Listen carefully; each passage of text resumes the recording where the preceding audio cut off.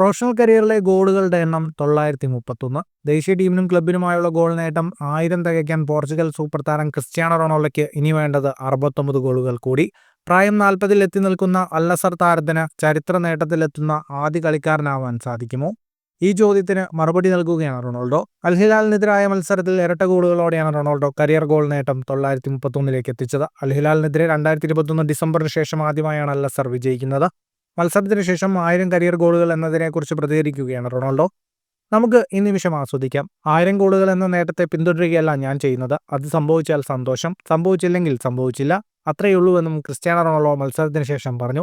ഈ നിമിഷം ആസ്വദിക്കുക എന്നതാണ്. എന്താണ് വരാൻ പോകുന്നതെന്ന് ആലോചിച്ച് നിൽക്കുന്നതല്ല. ഇതൊരു നല്ല ജയമായിരുന്നു. 2 വട്ടം സ്കോർ ചെയ്തതുകൊണ്ടല്ല ഞാൻ അങ്ങനെ പറയുന്നത്. അൽ ഹിലാലിനെതിരെ 2 ഗോൾ നേടിയതിൽ എനിക്ക് സന്തോഷമുണ്ട്. എന്നാൽ പ്രധാനപ്പെട്ട കാര്യം ഡെർബിയിൽ ഞങ്ങൾ വിജയിച്ചു എന്നതാണ്. എല്ലാം സാധ്യമാവും. നമ്മൾ നമ്മളിൽ വിശ്വസിച്ച് മുന്നോട്ട് പോവുകയാണ് ചെയ്യേണ്ടതെന്നും റൊണാൾഡോ പറഞ്ഞു. ഫുട്ബോൾ ലോകത്തെ കൂടുതൽ വാർത്തകൾക്കും വിശേഷങ്ങൾക്കുമായി സ്പോർട്സ് കഫേ സബ്സ്ക്രൈബ് ചെയ്യുക.